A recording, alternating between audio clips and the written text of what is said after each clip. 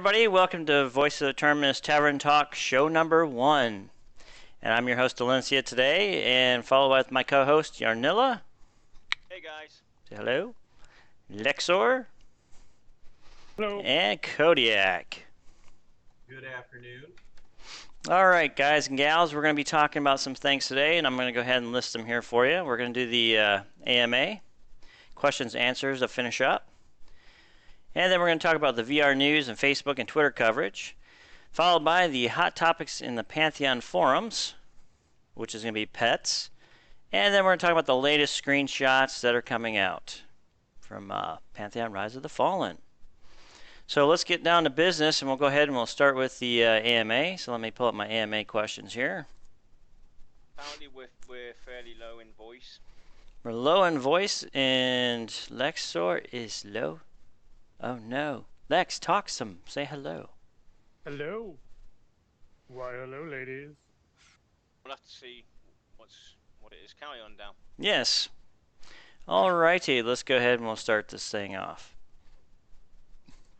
Alright, the first question from the finishing the AMA is, hi Brad, a common theme among MMO players is that nothing is ever as good as the first MMO they have played. This is likely because they didn't know what to expect, so imaginations run wild. I can remember my barbarian shaman walking to Everfrost Peaks. I thought I'd need to cast Endure Cold just to stay out there, and you can bet I invested in a cloak as soon as possible. That content doesn't need to exist, but letting imaginations run wild is perhaps the most important thing for an MMO to accomplish. What I'm getting at here is immersion. Nobody's ever as immersed in an MMO because they know roughly what to expect. Do you agree? If so, how do you plan to effectively immerse veteran gamers into your world?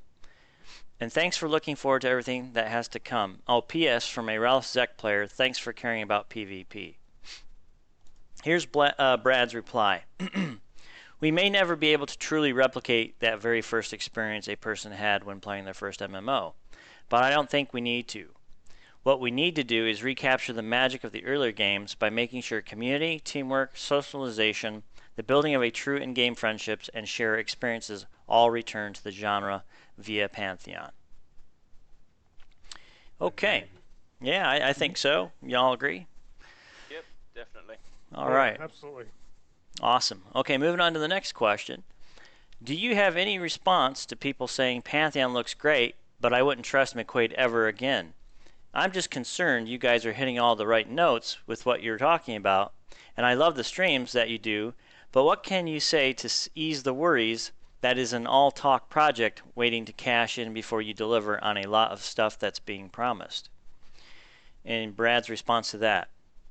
I understand that many people were disappointed with how Vanguard turned out, especially at launch.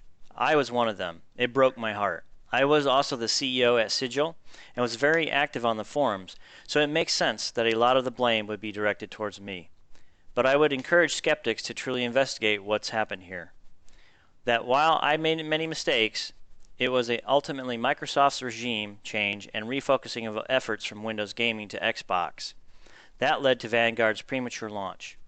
I would also encourage people to examine the development of EverQuest, for which I was responsible, and note that it shipped on time and within budget, and other than bandwidth issues beyond our control, very playable and enjoyable at launch. Lastly, I would say that I am a better person now, having tasted both triumph and defeat, and know that I use both as I lead the Pantheon team in order to make the best decisions possible. Lastly, look at the evidence over the jaded and unsubstantiated claims you can find online. Look at how Pantheon has come together, how quickly, how efficiently, how a fantastic team was built, and how far we've come with so few mistakes made and money wasted.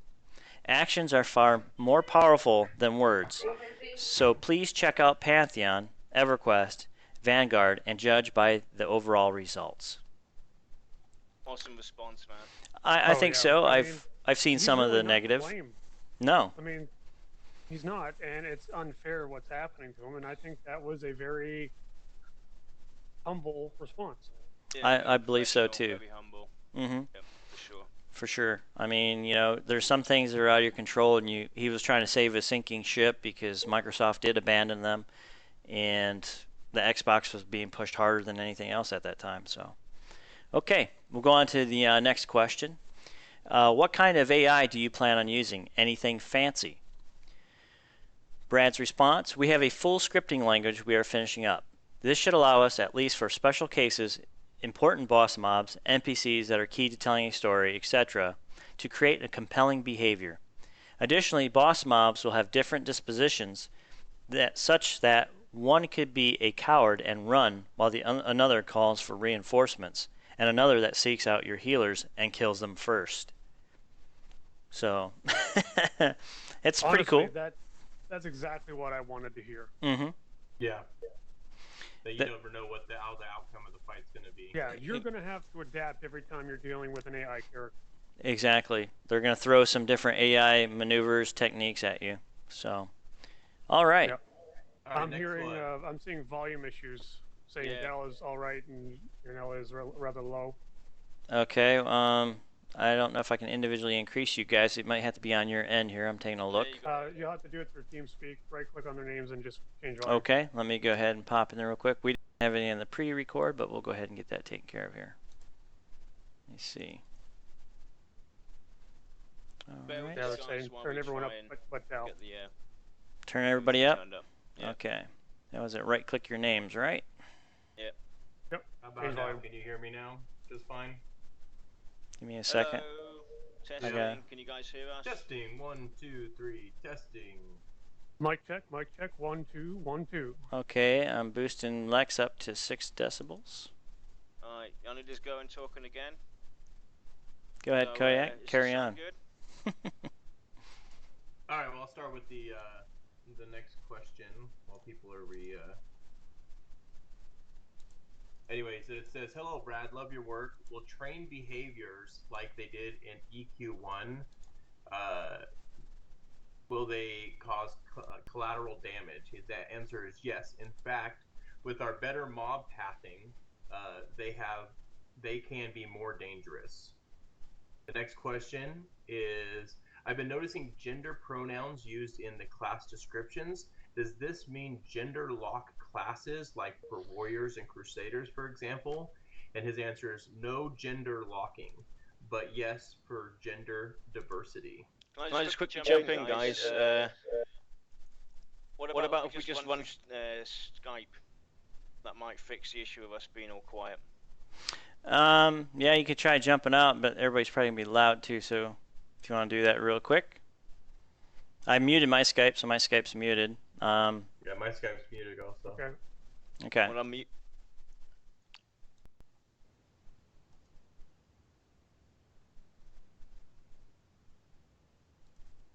That might be the only way we can get around it, because I've changed nothing on my end on the microphone, TeamSpeak or anything like that. So you're echoing. Is your Skype unmuted?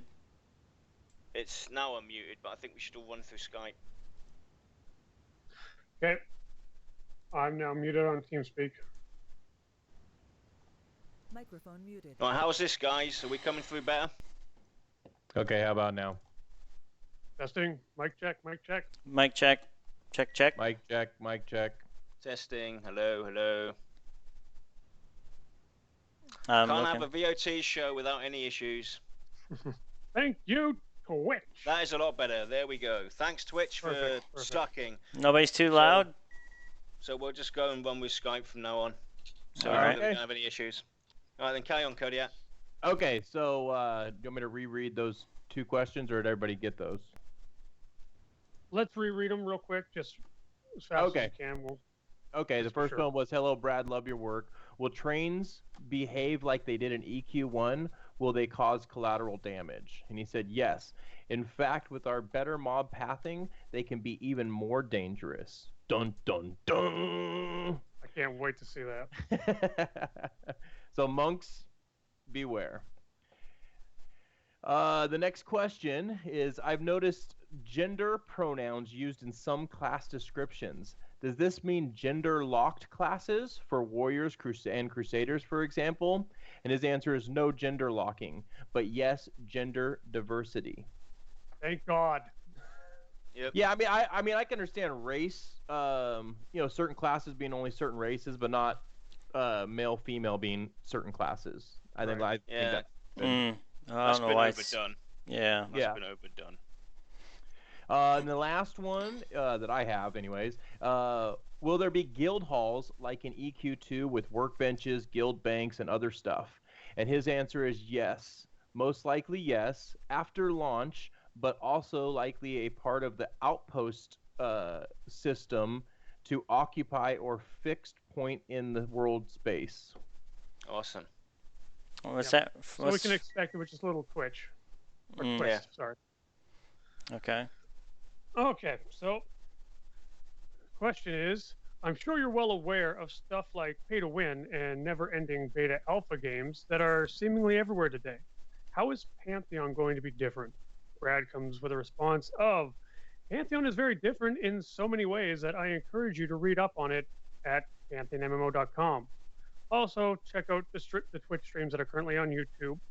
Additionally, I can assure you that pay to win will never or will have no place in Pantheon, and that our entire business model relies on actually commercially launching it. Awesome. So no Nice. perpetual betas. That's the way it Yes. should be done. That's the Mhm. way it should be done. Yep. The next question is, with regards to crafting, one, can you give a glimpse into how in-depth the crafting system is intended to be?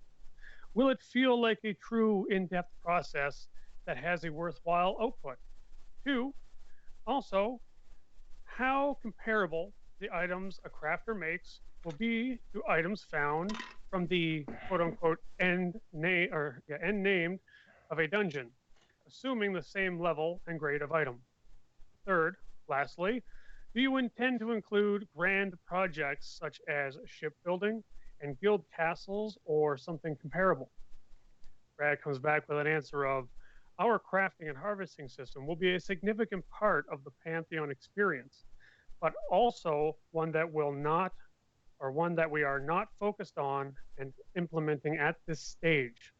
In a few more months, when we do focus on these systems, I will be much more able and willing to explain its mechanics and intricacies. Which makes That's sense. understandable. Yeah, I mean, Yeah. they have to worry about the core game first. Yeah. Yep. Core game first, and then those other bits and pieces added to it. Absolutely. Yeah, you run the risk if he starts talking about now, you run the risk of he says something, turns out not to be doable, and then everyone starts saying that he's lying. Mm-hmm. Yeah. Okay, next question. My dad was a big fan of EverQuest, and then Vanguard came out. He introduced me to the game, and that was my first MMORPG. I'd like to thank you because Vanguard was a pretty social place in my childhood. Maybe it's just because it was my first and I learned to love the style of game, but I haven't been able to find another game that I love as much. I'm even waiting for the emulator to be fully functional. So, what would you say are going to be the biggest similarities and differences between Vanguard and Pantheon, besides running out of funding and time? Brad comes back with an answer.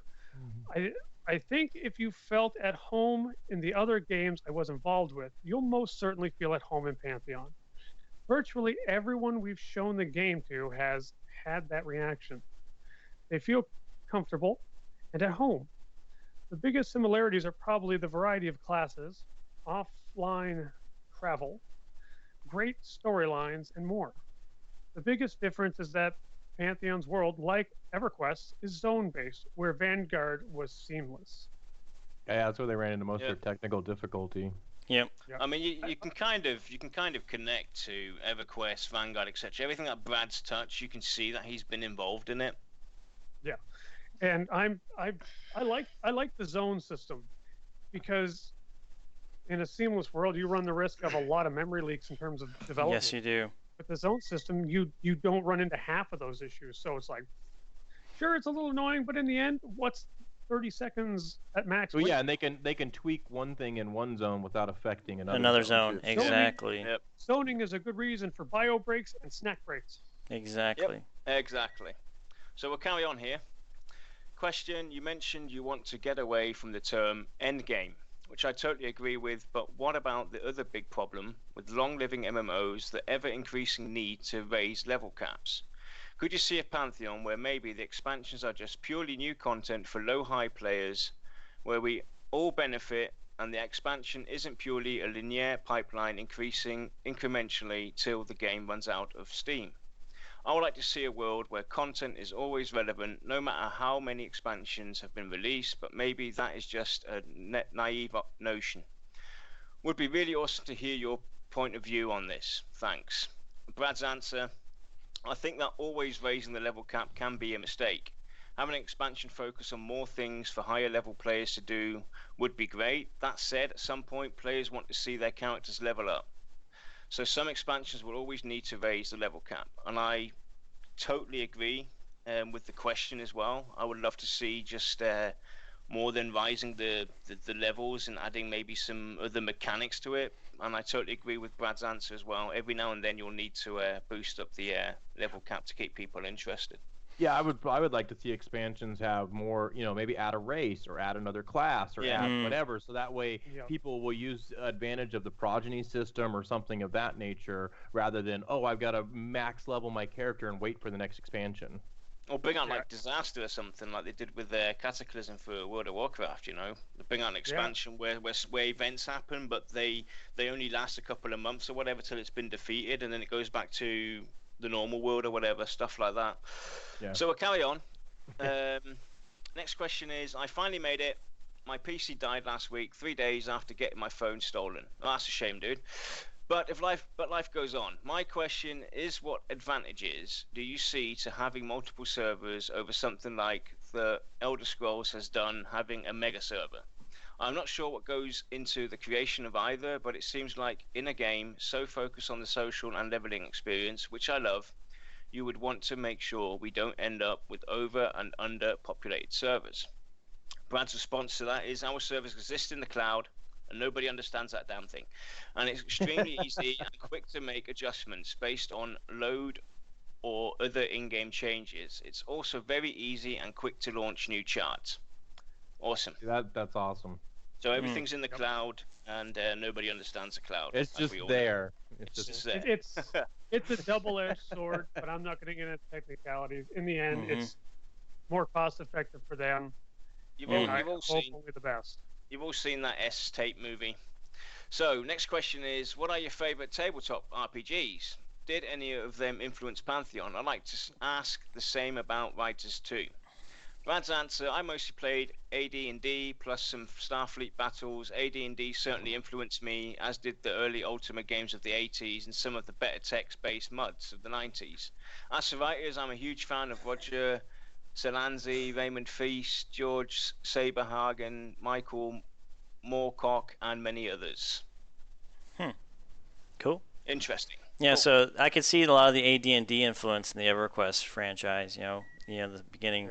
Yeah. So definitely, and with the lore and the gods. And I've pretty much read all those authors. I've played all those games except for Starfleet Battles, and now I feel old. Oh, I love Starfleet Battles when I was playing that tabletop. That's pretty cool. Okay, let's go on some more questions here. Are you open to the idea of additional classes post-launch, or do you feel that this results in later classes having diminished a role in the world or lore? We are indeed open to adding them, but only if done correctly with care. You are correct that implemented poorly later classes can have diminished roles in the world and lore. We are committed not only taking the shortcuts and doing things right, and we are stubborn enough to execute on these commitments. So yeah, and I think in an earlier question from the other day, they talked about the bards. Like they didn't want to rush it; they want to take their time and do it right. Sure that it's done right. Yeah. It's going to be such an important role later on. Right. Well, if you look at old EverQuest, bards and necromancers were like amazing soloers, but they're also very intricate, very in-depth classes. I think they want to take their time on those, and simply because being a social setting of a game that's group-based, they really want to say you can solo, but you're actually more effective in a group. And it's going to be very, very hard to balance that. I just think it's important, though, as well, that these guys do take their time and don't feel the pressure or get pressured into creating anything game-related, be it classes, race, etc. They should just take their time and make it the way they want it to be in the end, and great, of course, as well. Yep. If they get pressured and they rush, mistakes are made, and it's never going to end up well. Yep, yeah, true. Okay, moving along. Hey, Brad, I just want to say that I was a huge fan of EverQuest and Vanguard. I'm looking forward to playing Pantheon. What is your favorite class to play, and what is your least favorite? Thanks. My favorite classes are the hybrids, Crusaders and Dire Lords. My least favorite is the Cleric. While I love being healed by Clerics, I don't care for playing them because when I miss that heal and my friend goes down, I feel very guilty. Yeah, me too. I feel like, oh, it's all my fault. I'm sorry, dude. I'm sorry. Clerics never miss a heal. It's always somebody else's fault. Just My putting bad. it out there. My bad. Okay, next question. As someone that played or loved playing my Paladin in EverQuest, will you be introducing class quests such as Armor of Ro, Fiery Avenger, etc.? It took me years to get the Dragon books to drop, but I have never had a sense of accomplishment in any game, like when my Enchanter finally held that sword in hand. Brad's answer was, we are definitely going to try to bring that experience back, and level-defining epic quests are a great way to do so. Yep, definitely agree. Oh, I can hear the heavens singing. The sense of accomplishment you get when you finish your first epic quest was just like Awesome. yeah. Yeah, they were like, when you hit end game or close to end game where you could actually do that stuff, you were so enthralled by these quests. You got tons of people together to get the next stage done, and you made friends, and then they asked you for help on theirs, and it's just a never-ending chain. Yeah, because you couldn't do it on yourself. You had to either be a part of a guild and in whatever pickup groups or whatever in order to accomplish it. So it did take quite a bit. Yeah. All right, the next one, add-ons will be able to customize your own in-game UI without add-ons. A tank UI and a healer UI are very different things to me, and not being able to move bars around is annoying. Brad's answer is yes, the UI will be customizable and skinnable. That is absolutely awesome. So fantastic. Because I agree, yeah, like when you're playing a tank, you're going to want your abilities somewhere else. When you want a healer, you want them, right next to each other, class. Right. When if I tank, my health bars and the enemy health bars are right dead center, close to the bottom near my screen, so I can see it right there, what's going on. If I'm a healer, it's the opposite. I don't care about me. I care about my group. Yeah. The thing I find important is basically I've always used the original UI. I've never used some customizable one, or some third party one. I hate and despise that. Well, I don't think when they think customizable, I think they just means you can drag and drop stuff different. Movable, possibly resizable. Yeah. And and I think he didn't say anything about add-ons, but add-ons are something really tricky to implement because you run the risk of exploitation. So mage power. All right, so it says the next one. Hello, Brad. Seeing as this is going to be a subscription-based game, are you going to be possible to buy several months in advance for possibly cheaper value? Will it be possible to buy a lifetime subscription as well? And he said yes, and likely yes. That's cool. That's awesome. Lifetime subscription. I mean, I did the year thing for those other people. Those other people. Yes. And a year-long sub, if I love the game, I'll go a year.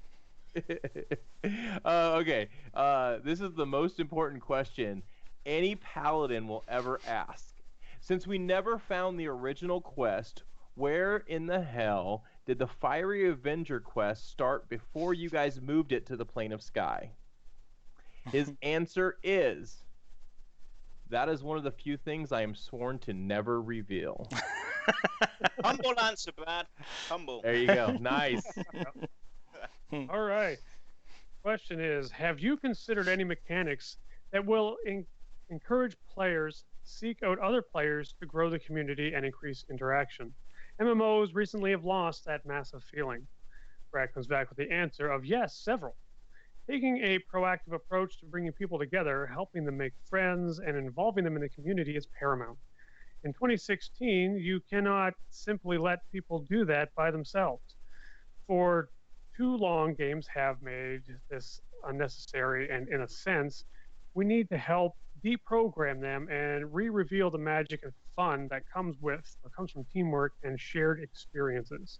Definitely. Amen, brother. Yep, I Amen. absolutely agree. Yeah.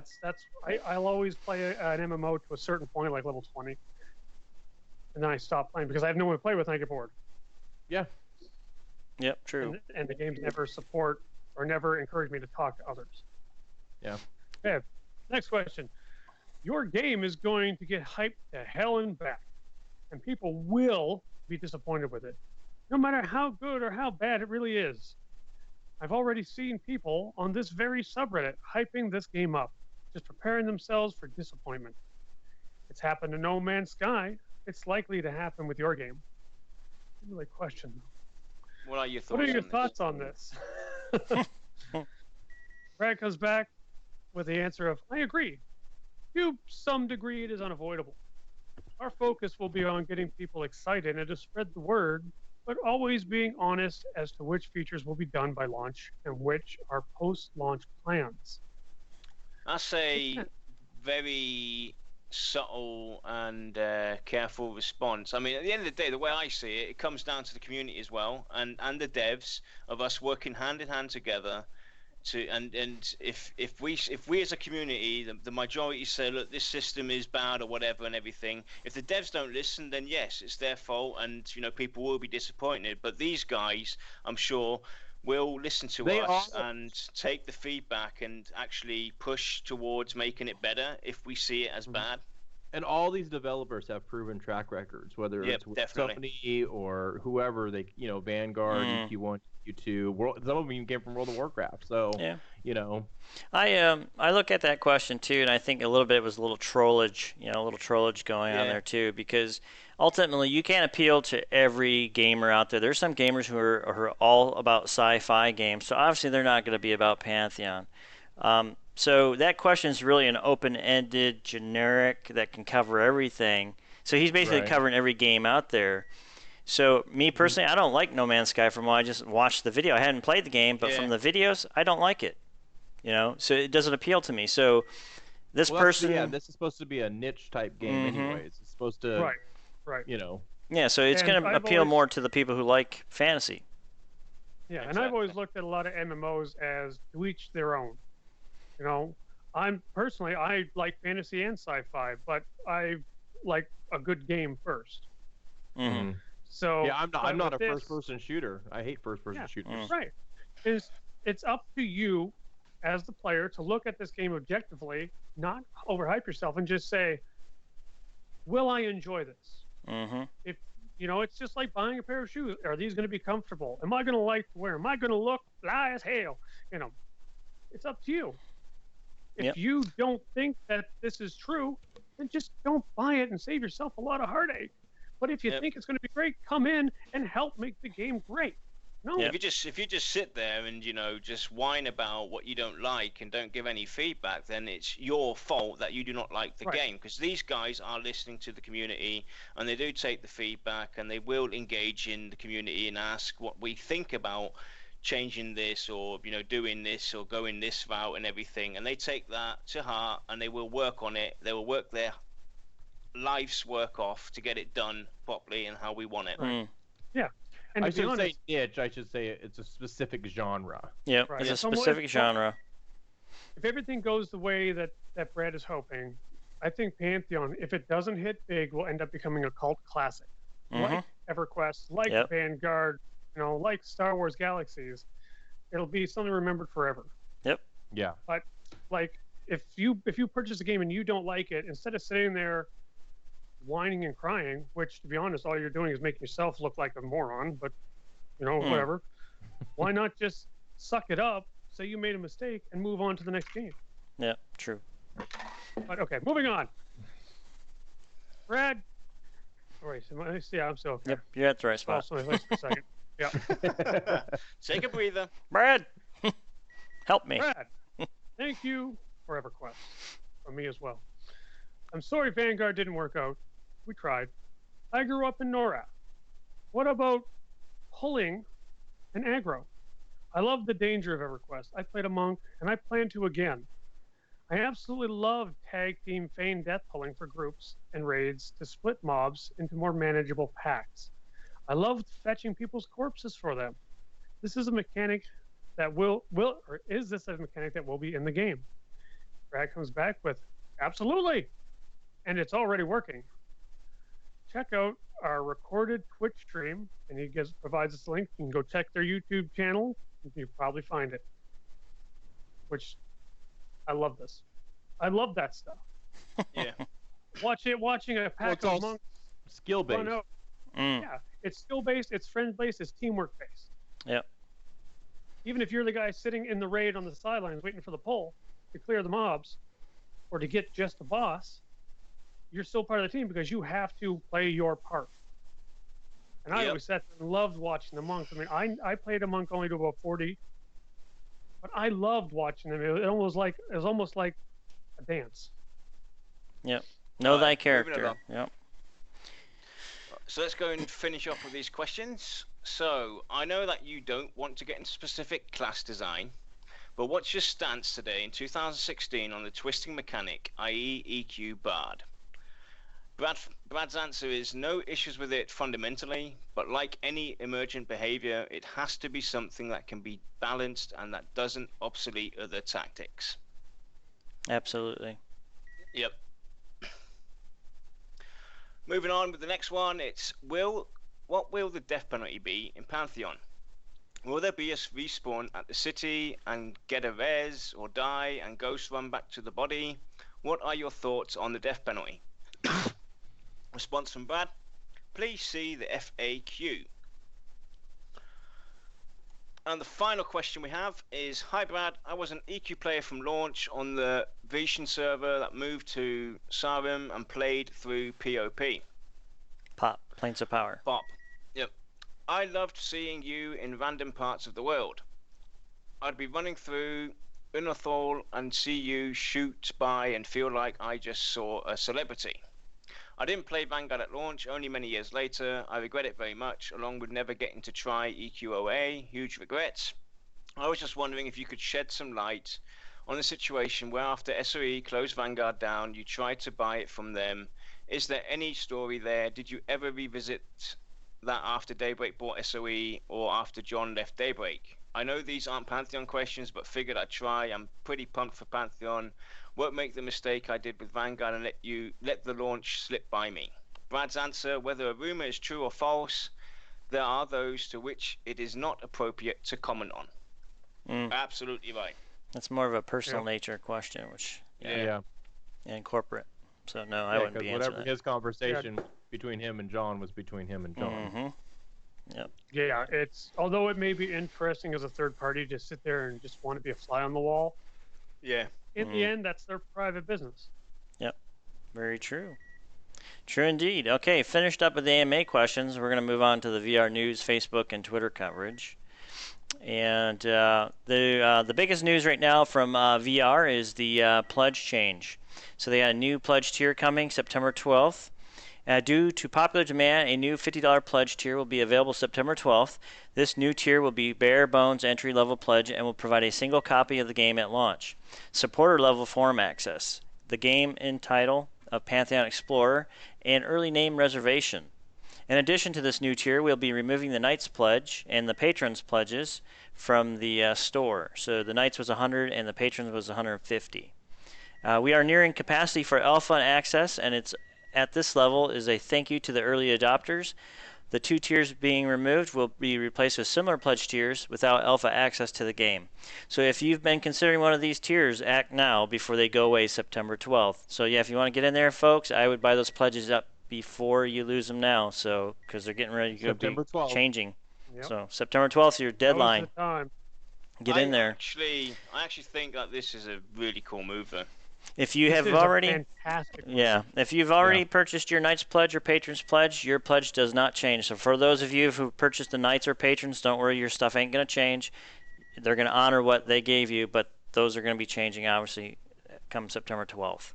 But not yours. That $50 pledge basically opens up possibilities to people that have been sitting on the fence, who aren't comfortable spending $100 or whatever.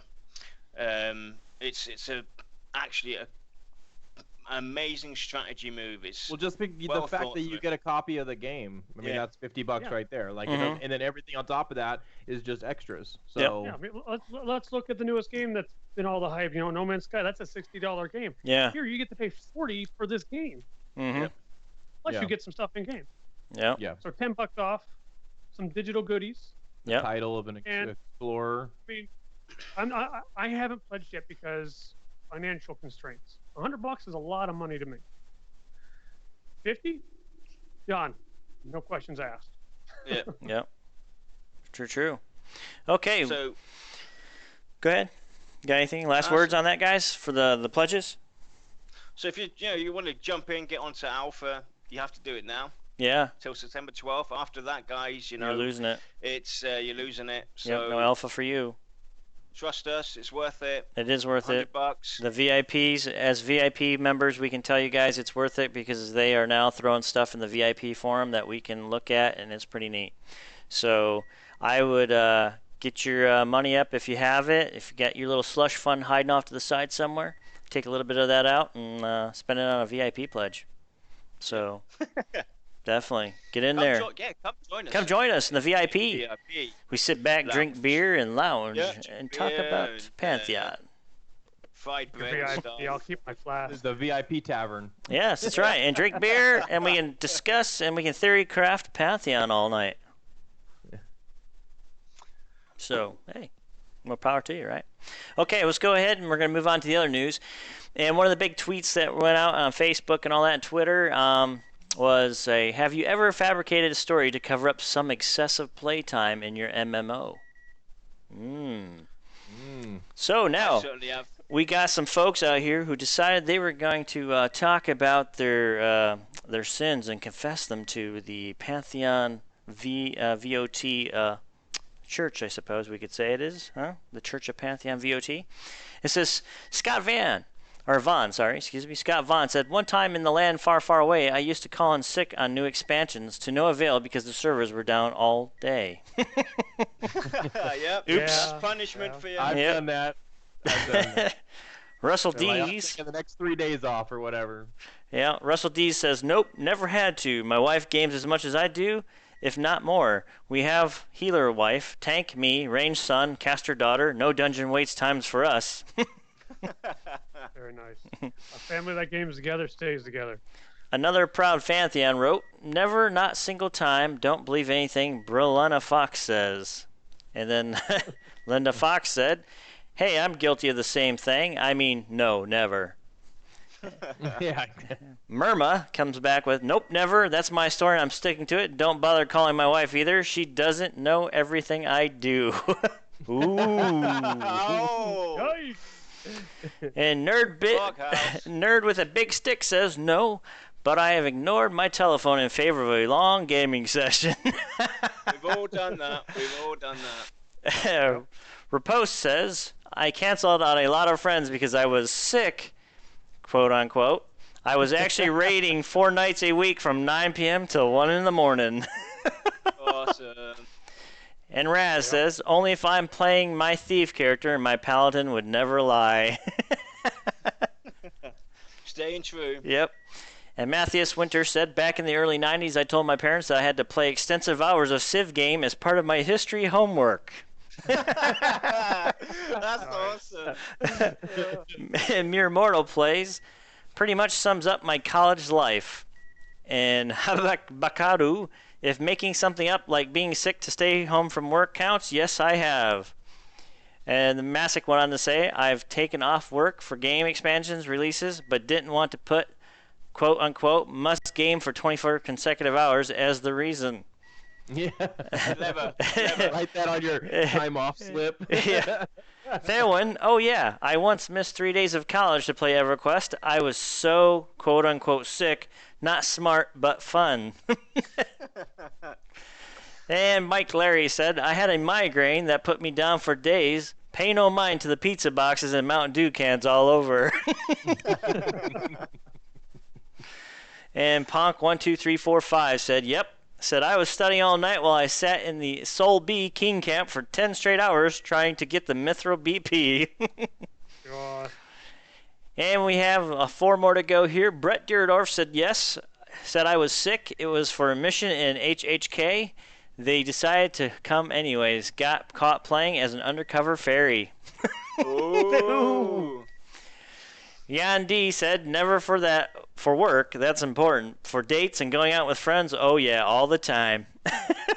Yeah, you can't have those Work pesky first, friends. play second. And then Quest said, nope, my wife will just join in, especially fantasy MMOs. And our last but not least, Justified said, September 2009, took 2 weeks of vacation for the Ion launch and compete for the Western World First Level 50. Failed, though. Yeah. So what about you Valiant guys? attempt. What about you guys? Have you done it? Oh, I've called in sick for expansions and new launches of games. I probably called in sick when Aeon was launched. Dude, I do it I all mean, the time. Every time. EQ2, yeah, every time, all the time. I actually, believe it or not, I actually called in sick for the second Twitch stream, believe it or not, for Pantheon Rise of the Fallen. I was like, I had to watch it, so I was like, nope, I'm calling in sick tonight so I can sit for the next 2 hours and watch that stream. And that's what I did. I actually have plans for the release of Pantheon. You know, my back's all broken up and everything, so I can get away with it easy. 4 weeks is what I'm planning. But Very shh. nice. Shh. Saving up all that holiday time. No, I'm True. taking that as well. I'm taking that as well. First 4 weeks sick and then holiday. And then Yeah, 2 right. weeks sick after that. Well, I think my wife's gonna have a baby, so we're gonna take maternity leave, and then Okay, so that was the news, and we can go on to the hot topic in the Pantheon forums, pets. And so we'll go ahead and pull it up in the forums. But believe it or not, our own very own Auxilian from the VoT Guild posted this in the forums, and it reads in part. Pets in general are what I'm curious to see, if Pantheon will have them, cosmetics and combat related.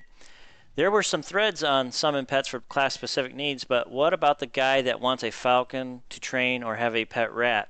I know, I can see the responses now. I guess that I'm looking for this to see if VR Team is going to pull pets in so we can engage with them.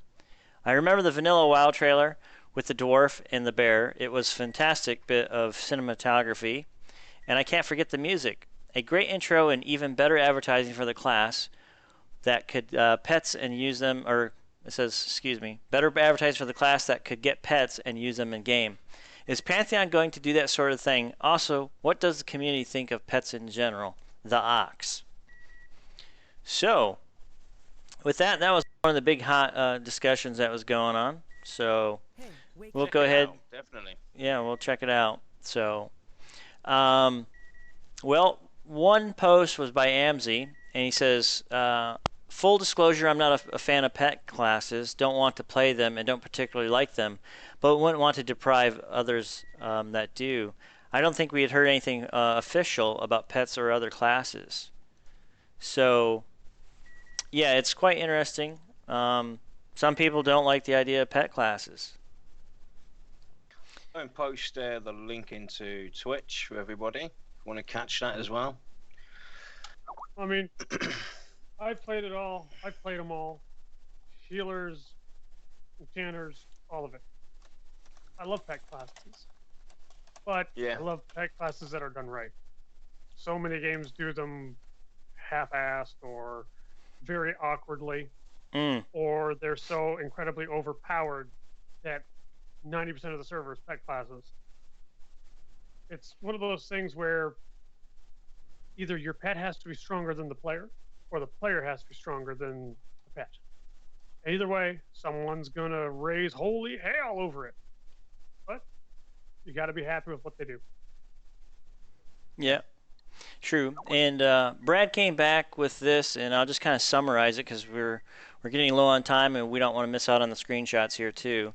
We're trying to keep this show to an hour so we don't, kill it and throw it over top like some of our our Thursday stream. We tend to go 2 hours. So, but Brad said there's different types of pets and how he described them, and the big one in here is transient pets, persistent pets, vehicles, restricted access to specific regions and zones, pets and their ability to possess, contain items, and flying mounts.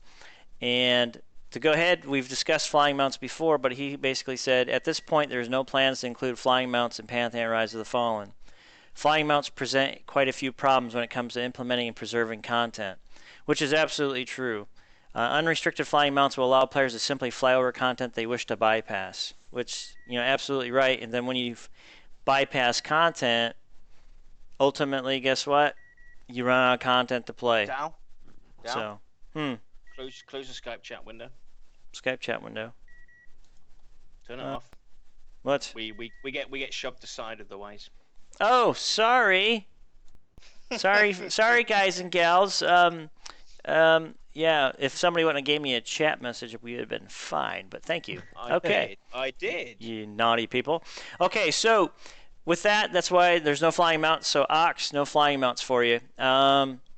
Transient pets. And to kind of summarize it, a transient pet is similar to a no-rent item.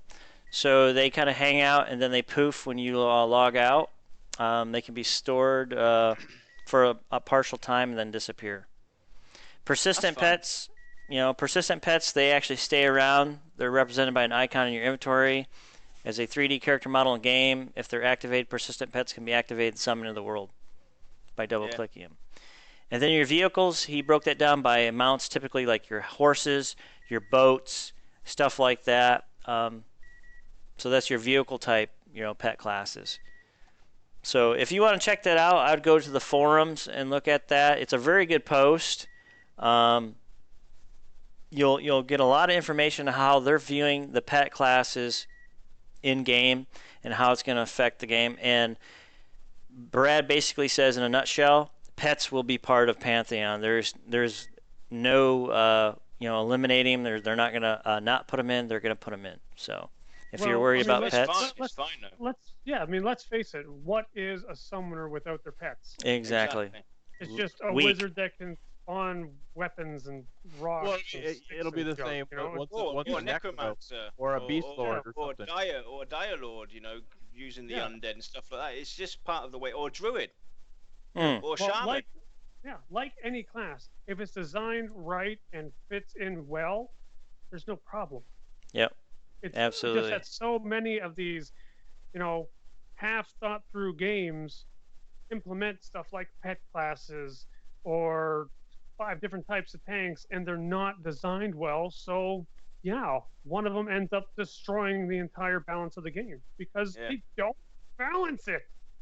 But I don't think we have to worry about that here. Yep. True. So definitely gonna be pets. So don't worry about that. He's gonna put them in. But the flying mounts are definitely are not gonna be. And we know Ox is all about flying mounts. So sorry, Ox, but no flying mounts for you, buddy. Ox, I'm there with you, dude. I'm with you, dude. I'm with you, Ox. I'm with you, brother. Flying mounts, everything about them. Okay, and we're going to go ahead and we're going to do a quick throw up of some screenshots here, and then we'll go over the patch notes too. We'll throw some patch note information out to you guys as well, in case you haven't caught the patch notes. So let me go ahead and bring up those screenshots. Here's the latest screenshots.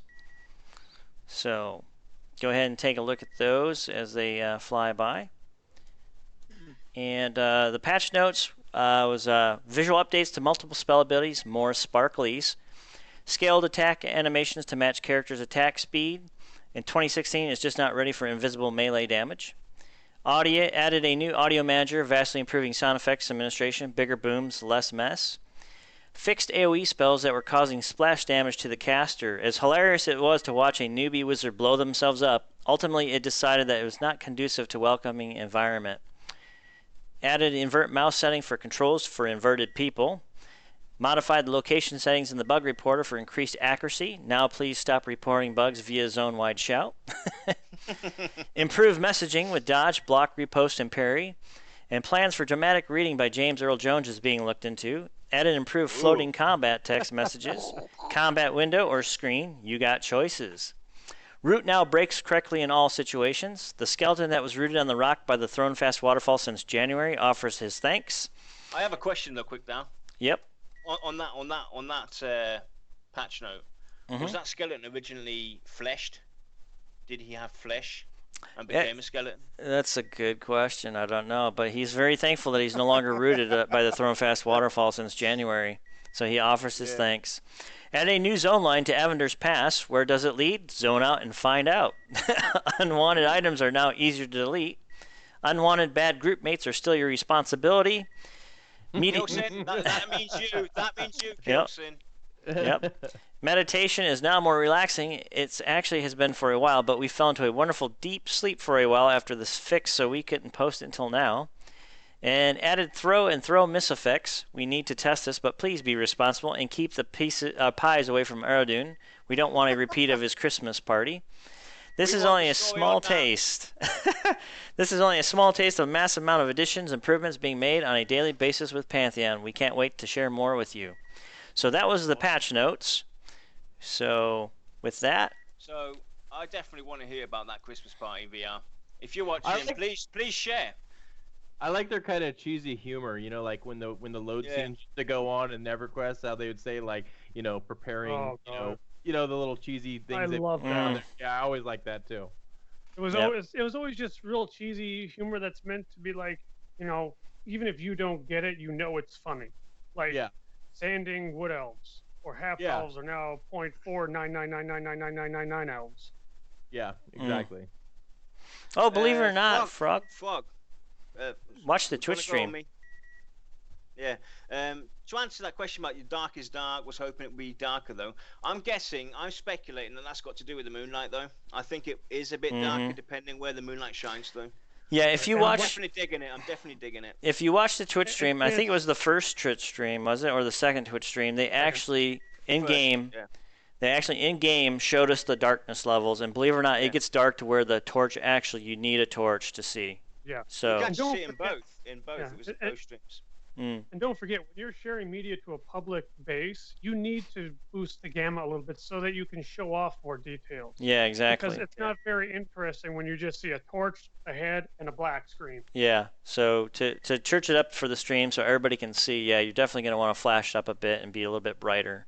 So that's just for a stream to promote your game, Frogs. When you're actually in game, Frogs, knock your heart out and wander around with a torch and, you know, beware of stumbling into vampire rats. I rewatched the second stream because I'm almost positive they said that when you don't have a torch and you're in a dungeon, it's going to be pitch black. You can't see. That's what they said. Yeah, Coach, what are you talking about, dude? I don't know what he's talking about. I don't know. I don't. It's a question I asked Fox about Moon Change. I actually responded back to Brad and said, you know, will there be, you know, different moon cycles?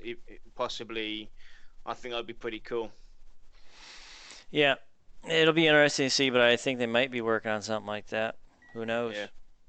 So only time will tell. So. Well, the good thing is that they're actually, I mean, by showing us the patch notes, I mean, we basically get to see, hey, they're working on it. They're trying to fix the core game, whether it's combat, throwing, you know, all these root systems, all dodge, repose, parry. I mean, those are all the core mechanics. You know, plus the humor. You know, reading these patch notes, these guys are having fun while they're doing it. Yeah, exactly. Mm-hmm. Yeah, and I mean, a lot of people look at patch notes as, hey, it's just a list of things they changed. It's like, no, it's actually them telling you, hey, this is what we're changing. This was a so bug. You know what's going on. Mm-hmm. You know, so we're keeping you informed of everything we're doing, even if we're just dumbing it down. Like, you know, saying, oh, we've tweaked the value, all defensive values for parry, riposte, block. Well, that could technically be a couple 100 hours of work. But you're sitting there going, we're reworking this stuff. We're working on this. We know something's wrong. Yeah, and I'm sure the whole community in general, actually, because Brad was posting some responses and asked for feedback and everything. And I have to say, if VR's watching or anything, stuff like this, patch notes, I would love to see this regularly, maybe once a month. And even if you only have 1 or 2 patch notes done or whatever, you know, toss them into the newsletter. I think we all own agreement here and actually love to see this. Mm-hmm. Yeah, I do. I like seeing the patch notes. Yeah, I think the monthly newsletter is a great way to get it out there to the folks too. You know, so and we should try to cover that. Usually on Tavern Talk, we're going to probably cover that most of the time, anyways, if they have a new patch notes for the month. So definitely. Yep. But yeah, today's Tavern Talk was mostly taken up by the AMA, leftover AMA that we streamed last week. So we were just finishing up this week because Brad did come back after about 30-minute break to finish up the last remaining questions that he was unable to answer because obviously, humanly possible, he had to take a break after 2.5 hours of typing. Yeah. I hope that's not his meaning of downtime. Yeah. 30 minutes of downtime. Yeah. Just disappears, goes absent, and then boom. Yeah. Yeah. I was like, we were sitting there in shock, like, hang on a minute, what's going on here? Yeah, right. So. It was good, though. It was good. But yeah, if you guys didn't catch the AMA last week, go ahead and watch that one. We cover all the questions up until these last ones that we covered today. So, take a look at that YouTube video. It should be posted up. It's on YouTube. So if you want to catch up on the last remaining questions.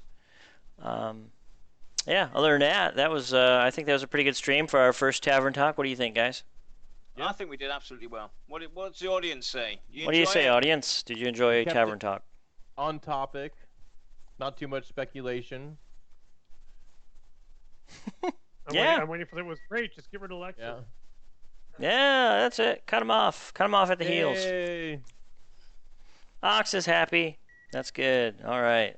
Awesome. Timothy, they're great asking show. who won. If you're talking about the winner, that is announced this coming Thursday. That's Thursday's show, everybody. Yep, Thursday show. All about the tuned. contest.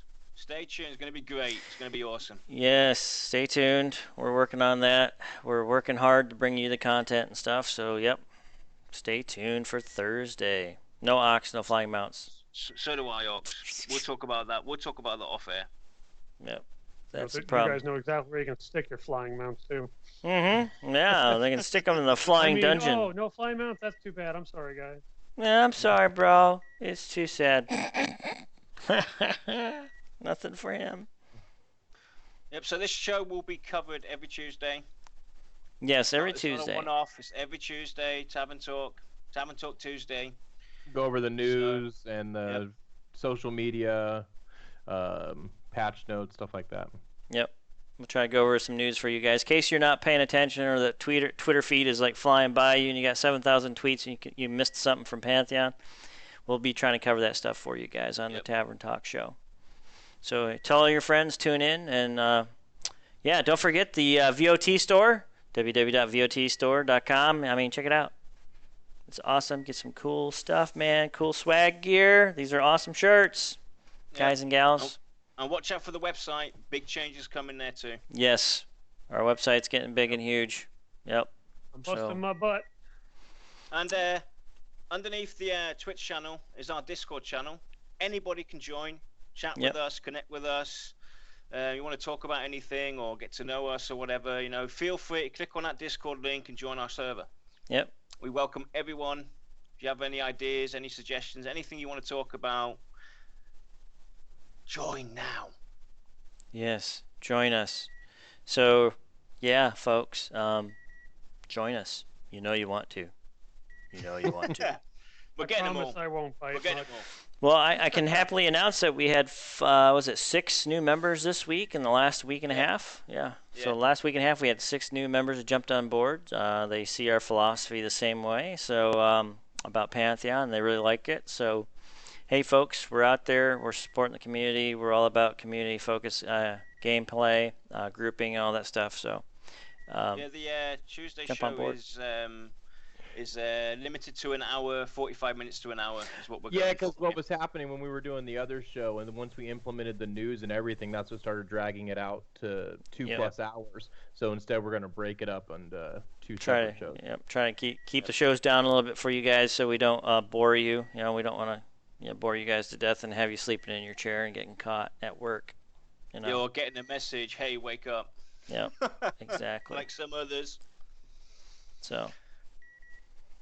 we'll probably just do the audio from now on Skype. It seems like TeamSpeak's a terrible audio thing. So we're trying to work this stuff out, folks. I mean, we had it worked out before, but this is a new stream layout. So if you know the workings of streaming in the back end, it's a pain in the butt. So just remember. lot of work. A lot of work. Thursday, I've been fuck. streaming for over I a year. just- It's a lot of work. I just want to stream killing crap in Pantheon. I don't really care about the rest of it. To answer your Wow. question, Fuck, real quick before we go off. I'm going to go drink Thursday- myself to death. Hello. Thursday, Frog, we're going to be talking about the contest winners. It's all about the contest Yes. on Thursday. Thursday's So- contest winners, yep, and covering the contest, the winning stories. Yep. So, And I won't be here, so don't let them blame me for anything. oh, Lex, I'm sorry to say, but you were murdered in one of the stories. When am I not murdered in a story? God. Yep, you were murdered, bud. Yep, it's terrible All right, the then. way you Stay died. tuned to find out how. How? Yep. So No. The winning entries will be on the website as well. Once that's all set up, Yes. we will have them on the website as part of the VOT lore. The people that sent in their stories, absolutely amazing. Yep. Good reads. Definitely. Yeah, so thanks for joining us, folks. I guess we better tie up things here. Guys, any final thoughts or anything like that before we head out? All that I can say is that with the questions that were presented to Brad on the AMA, the community has really kind of stepped up a Yeah. level. Mm. They've matured a little bit because some of the stuff that I've seen on the actual Pantheon forums have been atrociously trollish. Oh, yeah. So the showed up for the AMA. I would personally, I'm proud of you. I would applaud you, pat you on the back. And I got to give a shout out to Brad. He gave us clear, concise answers. He beat around the bush on one or two, but I have a feeling it's because the systems aren't ready to talk about. And Yep. that's understandable. Yeah, True. So everything else, he gave us exactly what we wanted to he was hear. honest about them and Yeah. everything. So, yeah, definitely. My final thought is the community's actually coming together and doing really well. So, just stay out there, folks. Keep your heads up. Support these guys. They're doing an awesome job. Working on it. This is your last chance, so those pledges are changed. So if you want to become a VIP or get into alpha testing, I would definitely jump on those pledges now, because come September 12th, that's it. You guys are no longer officially allowed to come into the alpha testing. So in VIPs, grab those VIP pledges and come along. Come along for the ride. We like to see you guys there. A majority of us here at VOT are VIPs. So jump in on board and have some fun with us when we do get a chance to start testing. We'd love to have you there with us, guys. Yep. So- See you on Thursday. Yes. So Thursday.